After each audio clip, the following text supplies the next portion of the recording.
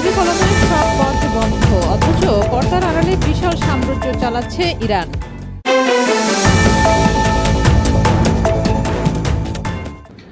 এতক্ষণ শুনছিলেন শিরোনাম, এবার বিস্তারিত। বিশ্বের অন্যতম কঠোর ও দীর্ঘমেয়াদী অর্থনৈতিক নিষেধাজ্ঞার মুখে দাঁড়িয়ে আছে মধ্যপ্রাচ্যের প্রভাবশালী দেশ ইরান। মার্কিন যুক্তরাষ্ট্র ও পশ্চিমা মিত্ররা চেয়েছিল তাদের অর্থনীতি পুরোপুরি ভেঙে দিতে, যাতে তেহরান হাঁটু গেড়ে বসতে বাধ্য হয়।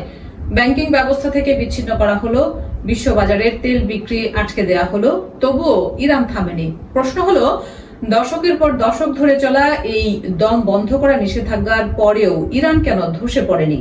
পর্দার আড়ালে কোন শক্তি তাদের টিকিয়ে রেখেছে?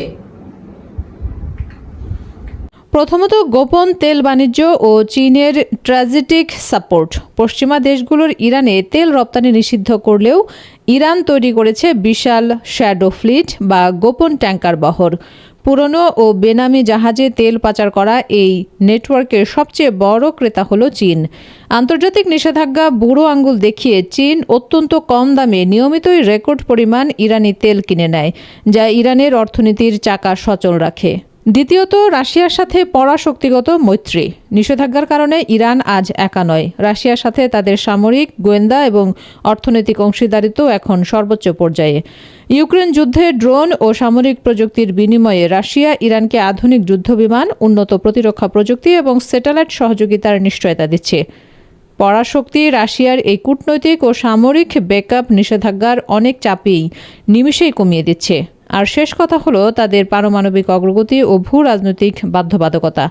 নিষেধাজ্ঞা দিয়ে পারমাণবিক কর্মসূচি বন্ধের চেষ্টা করা হলেও ইরান আজ এমন এক টেকনিক্যাল স্টেজে পৌঁছে গেছে যেখানে তাদের জ্ঞান আর মুছে ফেলা যায় না। তাছাড়া চীন ও রাশিয়ার মতো মিত্রদের সাথে থাকা এবং মধ্যপ্রাচ্যের যুদ্ধ ছড়িয়ে পড়ার অর্থনৈতিক ঝুঁকির কারণে পশ্চিমা দেশগুলো চূড়ান্ত সামরিক পদক্ষেপ নিতে সাহস পায় না।